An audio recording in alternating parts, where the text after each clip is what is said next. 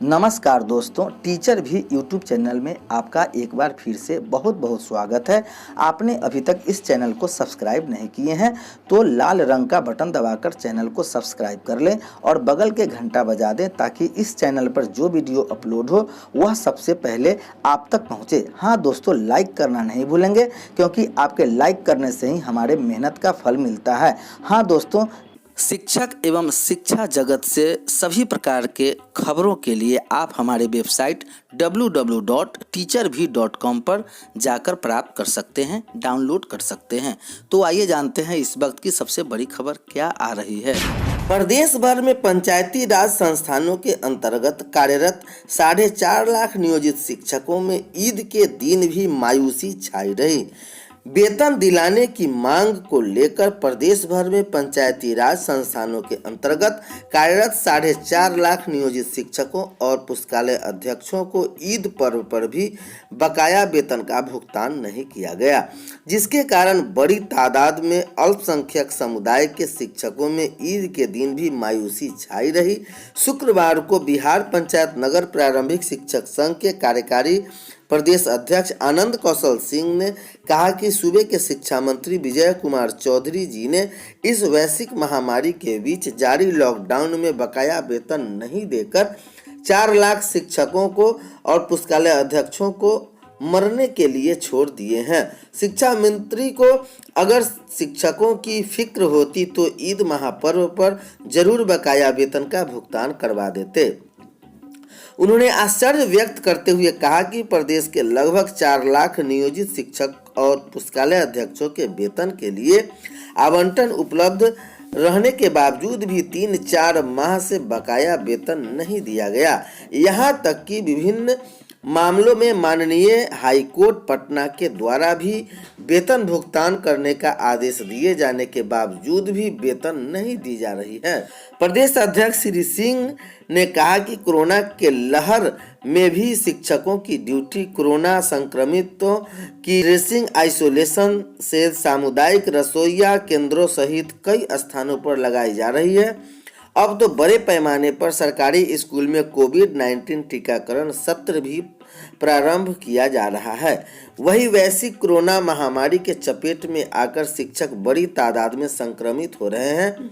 Corona के दूसरी लहर के बीच महज 1 माह के अंदर सिर्फ पटना जिला में 28 शिक्षकों ने अपनी जान गंवाई है। शिक्षक पैसे के अभाव में समुचित इलाज तक नहीं करवा पा रहे हैं। उन्होंने शिक्षा मंत्री से संजीदगी दिखाते हुए वैश्विक कोरोना महामारी के मद्देनजर शीघ्र शिक्षकों के बकाया वेतन का भुगतान करवाने की मांग की है। पीयू के आधा दर्जन शिक्षकों की सांस टूटी, दर्जनों इलाजरत। कोरोना महामारी के द्वितीय फेज में अब तक पटना यूनिवर्सिटी के आधा दर्जन से अधिक शिक्षक और 2 शिक्षकेतर कर्मियों की सांस टूट चुकी है। उचित इलाज के अभाव में सभी ने दम तोड़ दिया।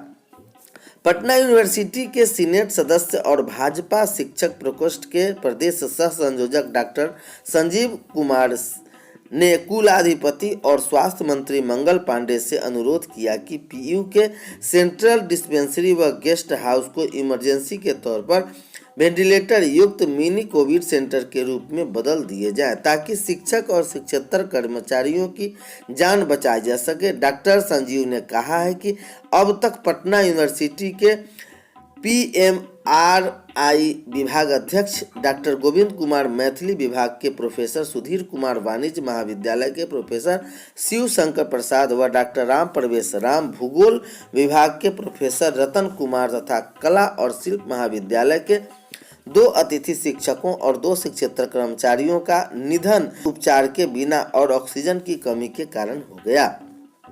पटना यूनिवर्सिटी की अपनी डिस्पेंसरी है, इसमें 6 चिकित्सक कार्यरत हैं, लेकिन कोरोना के इलाज के लिए ऑक्सीजन तथा वेंटिलेटर की सुविधा नहीं है। इधर पटना बीबी शिक्षक संघ पुटा के भी ऐलान किया कि कुलपति इस दिशा में अगर ससमय को निर्णय नहीं लेंगे तो कोरोना काल में भी आंदोलन किया जाएगा। इंडिया के में स्पुतनिक वी लगिन शुरू। देश में 995 रुपये में मिलने वाला वैक्सीन हैदराबाद में दी गई पहली डोज कोरोना वायरस के खिलाफ देश को विदेशी वैक्सीन के रूप में एक और हथियार मिल गया है। रूस से आयातित वैक्सीन स्पुतनिक वी की पहली डोज हैदराबाद में लगाई गई। इसकी एक डोज को कीमत 995 रुपये 40 पैसे हैं। वैक्सीन मामले वाले कंपनी ने कहा कि वैक्सीन का जब देश में उत्पादन शुरू हो जाएगा तब इसकी कीमत कम होने की संभावना है। भारत में स्पुतनिक बी की पहली डोज डॉक्टर रेड्डीज लेबोरेटरीज के ही कस्टम फार्मा सर्विस के ग्लोबल हेड दीप सप्रा ने लगाई है। 91.6% प्रभावी कंपनी ने बताया कि स्पुतनिक की एक डोज की कीमत 948 रुपये है। इस पर 5% GST अलग से लगेगा। टैक्स के बाद भी डोज की कीमत 995 रुपये 40 पैसे पड़ेंगे।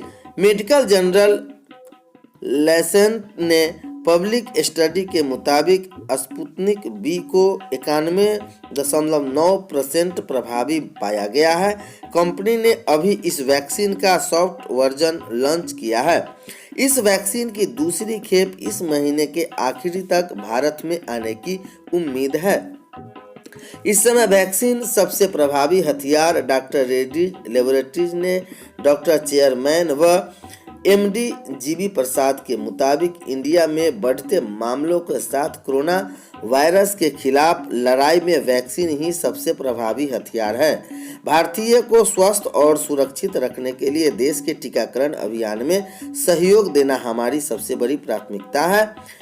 रशियन डायरेक्ट इन्वेस्टमेंट फंड ने हर साल इसके 85 करोड़ डोज उत्पादन करने के लिए डॉक्टर रेड्डी समेत 6 company Gland Pharma, Hetero Biopharma, Panacea Biotec, Stelis Biopharma, Virchow Biotech के साथ समझौता हुआ है। निजी क्षेत्र के सबसे बड़े दूरसंचार कंपनी रिलायंस जियो ने शुक्रवार को कहा कि वह कोरोना काल के दौरान अपने ग्राहकों को हर महीने 300 मिनट यानी रोजाना 10 दिन की मुफ्त कॉल करने की सुविधा प्रदान करेगी। कंपनी ने इसके लिए रिलायंस फाउंडेशन के साथ काम कर रही है। कंपनी ने एक बयान में इसकी जानकारी देते हुए कहा कि कोरोना महामारी और लॉकडाउन के चलते इसे जो ग्राहक रिचार्ज नहीं करा पा रहे हैं उन्हें यह सुविधा भी दी जाएगी।